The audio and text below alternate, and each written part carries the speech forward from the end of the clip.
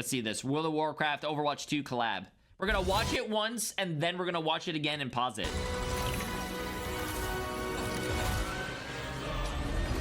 Oh, this is a cool intro. What the hell? To move. Wait, this is a sick introduction.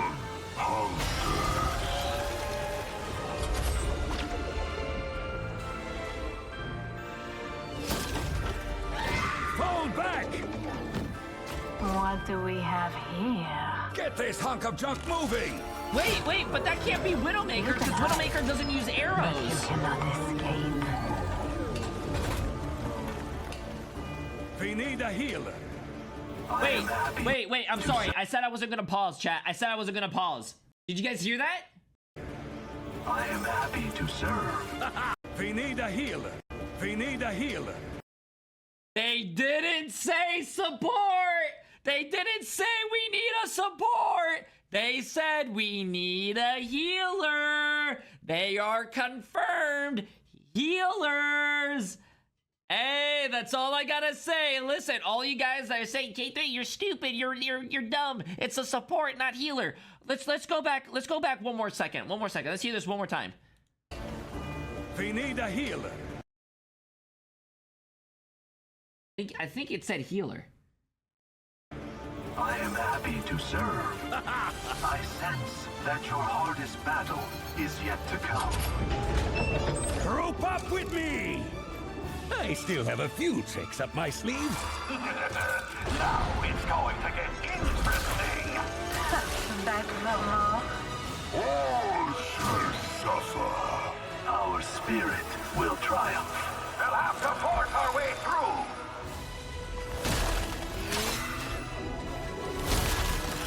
This is not over.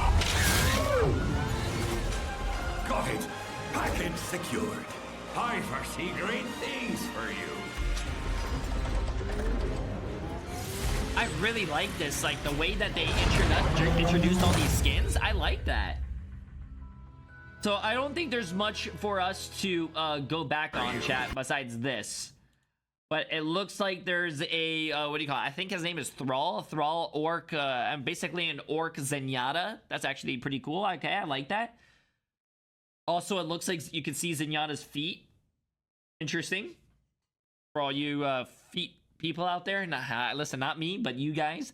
You have Widowmaker, Sylvanas, right? But, like, I don't get that bow and arrows. Is it gonna be like a... She doesn't use bow and arrows. A sniper bow? No, I don't think so, chat. I don't know. That's gonna be a very interesting one. Sylvanas sniper, I understand, but like she uses a bow and arrow, so I don't. It's Widow. The bow is just in the trailer, but like, what is her sniper gonna be then? It's not gonna be a crossbow, chat, and it's not gonna be a bow and arrow. What Overwatch does with the skins is that they keep the they said this with the other collab. They keep the, like, I forgot what the word that they used. It's basically the character that you guys know, but they're wearing a costume. Is basically what I think was what they said. They keep the same model, yeah, basically. Reinhardt is sick. I don't care what anyone says about Reinhardt. The Reinhardt is sick. But the one problem with Reinhardt is that if you spent, you know, your $5,000 on that mythic Reinhardt skin, I mean, the weapon skin, now it kind of defeats the purpose, because, like, look at the Lich King. The Lich King actually has a cool fucking weapon, but now you're gonna have this, you know, $5,000. It's like $80, but, or if you leveled it up through the battle pass. I'm just, you know, memeing here, but like the weapon is cool. And then Torbjorn, I don't know how I feel about Torbjorn, chat. I'm glad that Torb is getting a skin and whatnot, but like people are saying that's a recolor. I don't think that's a recolor. I don't think they would use a skin recolor. It is a recolor? Really? I'm gonna be honest with you, I don't really look at Torb skins. The only Torb skin I use is the one without the shirt, with the little squeaky hammer. That's, yeah. Okay, anyways, let me see. You guys are saying, here's the gun. It's in concept art. Cunning Ranger, Perfect Assassin. This is the Widowmaker stuff. Wait, when she pops her walls, her eyes glow red. Wait a minute. Oh my god. Okay, the weapon. Okay, I think that looks good. I don't know. I have to see the weapon. There's one Widowmaker skin that I don't like to use, and I think it's the one with her. It's the beach theme. I don't know if you guys know what I'm talking about. She's like wearing a swimsuit, but I don't use her gun because the gun, it looks fucking ugly. It's huge. It takes up a lot of your screen. I just don't like the gun. I feel like maybe some of the skins could have been like some more skins could have been added. But it's fine. I mean, I don't know. I want to see what happens. Maybe there's some skins that they're not showing us, chat. But it makes sense for Lich King Reinhardt. Like, that skin is actually really good. And I think the ones that are going to sell, chat, are definitely the Lich King Reinhardt and then the Sylvanas Widow. I don't know how I feel about the Torb skin. The Torb skin I don't think is going to sell. And the Zenyatta, I think the Zenyatta is probably going to sell a little bit, but not as much as the Widowmaker and Reinhardt. Director's take. Juno, Clash, and a look ahead to mid-season. Oh, let's see if they... That's what happens when you eating 5 balls at once? Yeah, bro, I don't know. I don't know what happened. Okay. Hey y'all, Alec here. This week's Director's Take will be a small reflection on the first half of Season 12 with the release of Juno and Clash, as well as a brief look at some tweaks coming in mid-season patch and beyond. If they don't nerf D.Va, this game is doomed. If they... No, chat. You guys just don't understand, bro. You guys don't understand. There are so... Oh, bro. There's so many people on Twitter that are re-quoting my tweet. Like, if you guys didn't know, chat, follow my Twitter if you guys don't know. This tweet has almost 1 million views. Nerf D.Va. Hold on, let's see some of the new quotes, chat. Oh, maybe it's not showing you the new ones. D.Va's fine, you just suck. D.Va's the easiest character to counter. This is just a skill issue, Lamau. Okay, anyways, checking in on Juno. Let's start with Juno. Honestly, it's been such a joy seeing the community fall in love with our favorite Martian. We started on her prototype early last year and went through many iterations to get Juno you see today. Heck, we're still a little worried about the lock-on damage ability. Y'all have seemed to acclimate well to combating her pulsar torpedoes. Since that first round of buffs, shortly after her launch, Juno has remained in that safe side of strong zone we aim for. While Juno finds success in most modes, she particularly does well on payload and hybrid maps such as Circuit Royale, King's Row, and Blizzard World. This is quite different than a hero like Lucio, whose best modes are typically Flashpoint and Control. It's still early, but there's some indication that her speed may be more useful in tighter corridors and less open spaces. Remember, chat, open spaces, open areas, not good. You want it tight corridors. Remember, things are still settling as far as composition goes, but if OWCS Korea is setting the trend, expect to see Juno getting paired with Ana or Brig more in the weeks ahead. Overall, we are very happy with Juno's introduction to Overwatch 2. Your feedback during the trial led to plenty of changes going into Season 12, and the team has loved seeing all the fan art, gameplay clips, and genuine excitement for Juno over the last few weeks. As we progress further into the season, we are going to let Juno sit in her current state for a bit and observe how some elements of her kit mature over time to see if additional changes are needed. For example, how allies play with her ultimate. And thanks for the warm reception here. I think we can all agree on that, right? I think Juno is a very fun character to play, and I don't think she's overly too complicated. She's I don't know about the fan art that they're talking about, but I'm pretty sure I know what they're talking about.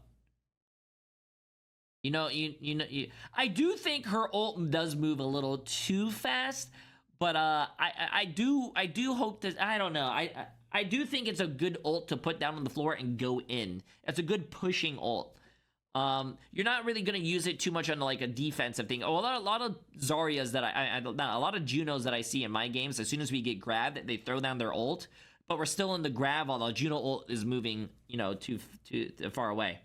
I don't think, no, she's cute, but her kit is boring. I don't think her kit is boring. I think her kit is very fun. The torpedoes do a lot of damage, though. I do hope to see that get a little nerfed. I do think for you know, a lock-on ability, I think it does like 80 damage. I think. I do think that's a little crazy. A lock-on ability, what do you call it, should be nerfed. Next steps for Clash, chat. One of the big additions in Season 12 was our new mode, Clash. How do you guys feel about Clash? I'm actually really enjoying Clash. Clash is a really fun game mode, and I don't understand people who hate it.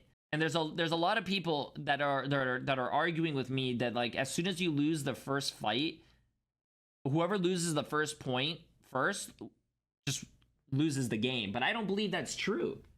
I don't think that's true. I've seen a lot of people come back and win. What I don't like about Clash is that if you start the game and your team caps the middle point and then caps the next point, like, you obviously seem like the much better team. You're pushing them all the way to their spawn and all this stuff, and then I don't know why, but I feel like them capping their spawn should not be a point for them, and like I think it's just weird. But anyways, let's see what they say.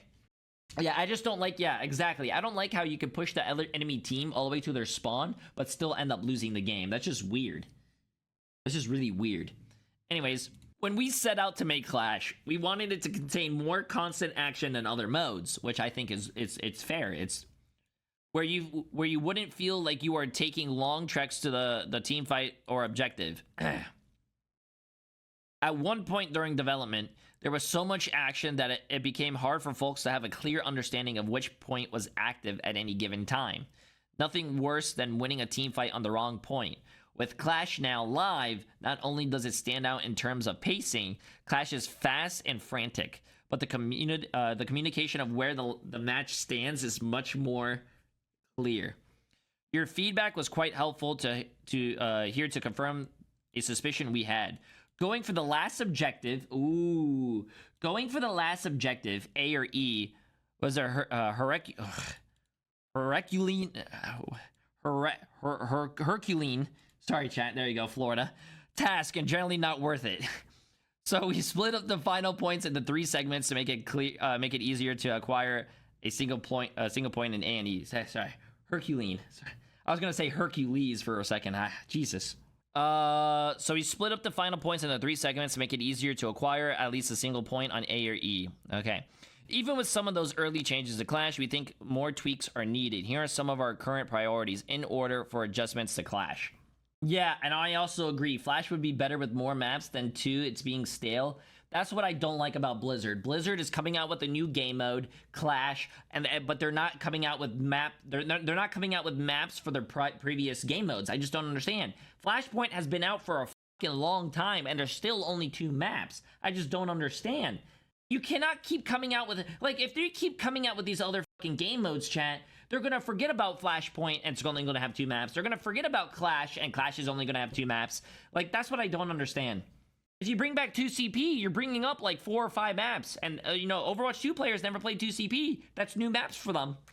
Here are the adjustments. Decrease the current stomp rate and number of matches with an extremely short duration. Incentivize attacking objectives A or E even more for the attackers. Yeah, I'm gonna be honest with you. If you reach their last spawn point, what a lot of people do is they don't even fight that. They just let them get the first point. They let them cap their spawn for a free point. I think that's boring. It shouldn't be like that, right? Increase the overall feeling of fairness. I feel like that is basically the same thing as this. Isn't that literally the same thing as this? Keep Clash clear and understandable. I feel like Clash is very clear and understandable as it is right now, right? There's one checkpoint. Both teams go to that one checkpoint. If you cap it, the team goes forward. If you lose it, the team goes backwards. I don't think it's complicated. 1 tick on A and E should be a win. I don't know about that. I feel like that's a little crazy. I just feel like what they should do is make your spawn not be a point. Ultimately, we'll be implementing a series of changes that can independently target different aspects of Clash while keeping the above priorities intact. Why are these priorities so important? Let's take a closer look. Decrease the current stomp rate and number of matches with an extremely short duration. No one likes it when the queue times exceed your match time, and some Clash matches end very quickly. While Overwatch can be a swingy game, often we find that matches stabilize after a certain number of team fights. Giving teams an additional chance or two to not get blown out will be quite healthy for Clash overall. Incentivize attacking objectives A and E even more for attackers. The final capture points on areas on Clash can be difficult to gain points on. Splitting these capture points into 3 ticks helped, but we believe that the attacking team should feel more comfortable going for that first tick rather than posturing and seeing if they force out ultimates from the defending team. We don't want to feel like the correct strategy is to hang back too often as fighting on the final points can create good in-match tension. Increase overall feeling of fairness. Attacking into the enemy side of the map should feel worthwhile, but currently there are games of Clash you lose even though you felt your team had the upper hand for the majority of the match. Ooh, let's see what they say. A defending team can snowball 2 fights into a final fight at the center point when your team, the previous attackers, didn't have the opportunity to group yet. We want to make some tweaks to increase the feeling of fairness for attackers, particularly on B or D objectives. Keep Clash clear and understandable. Clash can be chaotic. I don't think it's chaotic. I mean, the fights are very fun and they're long, but like, I don't think it's that hard to understand. I think they want to overcomplicate it to make it look like it's complicated. I don't think it's complicated. Both teams start. There's 5 points. You cap a point, you go forward. You lose a point, you go backwards. If you get all the way to the last point, you could cap. Every tick gives you a point, and at first the 5 wins. Okay. Anyways, part of the allure of the mode, but also needs to be kept in check. By adding too much complexity to scoring, we run the risk of making it very hard for you to have a sense of how the match is progressing and how close a match is to finality. Right now, we feel like there's a good base to work from here without uprooting Clash's current fundamental rules. While we think some of Clash's blemishes will improve naturally, we think of testing tweaks to the mode with the above priorities in mind. Some light changes will go into Season 12's mid-season patch, and our first full round of tweaks will come at the start of Season 13. Thanks for all the feedback here. Mid-season balance. I didn't even read it yet, and I see D.Va mentioned. Let's see. Also, if you guys didn't know, apparently there is a bug with armor right now, so that's going on. I don't know if you guys saw that tweet. Finally, as we head into Season 12's mid-season patch, we are looking at survivability of tanks. Since our bigger tank patch in 2.11.1, tank survivability shot up, and it's felt very difficult to punish tanks effectively, D.Va especially. We want to pull back slightly, looking specifically at the power and armor and some of the defensive passives given to the tank role. Expect those changes and more to drop next week. So, mid-season patch chat next week. I wonder what they're going to do. I wonder. Beyond the mid-season balance changes, we are currently experimenting with reducing the effectiveness of certain hero counters, such as beam damage against a subset of tanks while they're using their defensive abilities. Uh-oh. All those people on Twitter that are telling me to go Zarya and Mei and Symmetra against one person. Uh-oh. Sombra has been a hot topic lately, and we're looking at some changes to her stealth duration, and among other things. Yeah, apparently it's a skill issue. You know what's really funny? Yeah, skill issue, by the way. When I do see a lot of people switch to Zarya to counter D.Va, and D.Va's still winning. Yeah, that tells you a lot about the game. And those people. You can look forward to these updates in the mid-season coming next week, along with the Overwatch 2 and World of Warcraft special cosmetic event. I'm supposed to drop some WoW puns, but a large gust of wind blew through camp and scattered them around Stranglethorn. Thanks, everyone. Let's make a great game. I really want to know what they're doing to tank. Because I don't believe, chat. Do I think a tank should have high survivability? Yes. I think a tank should have high survivability, but what they need to do is that they need to nerf tanks' damage. That's what they need to do. You cannot have a D.Va can fly at you with 3 seconds of defense matrix, and while those 3 seconds, and also hit her missiles and kill you instantly, and then she just walks out for free. I don't think they need to do that. Tanks should not be doing more DPS than the DPS characters. That's dumb. Like, that's like, and sometimes tanks get more DPS than both of their DPS characters combined. That's dumb. That should not be a thing. But I do understand that tanks need to be, you know, they need to be, you know, survival. Their survivability needs to be high, but they also need to be, like, you know, demanding of the battlefield. Like, they need to have a presence so people can shoot the tank. Obviously, I just don't understand as of right now how there's some healers in the game that do more DPS than DPS characters, and how there's some tanks that do more DPS than DPS characters. I just don't understand. What's the point of DPS? What's the point of DPS? The point of DPS is to do damage to the other team, but what's the point if supports and fucking tanks do more damage than us? I just don't understand. Okay, friends, YouTube thinks you might like this next video, so let me know if they're right.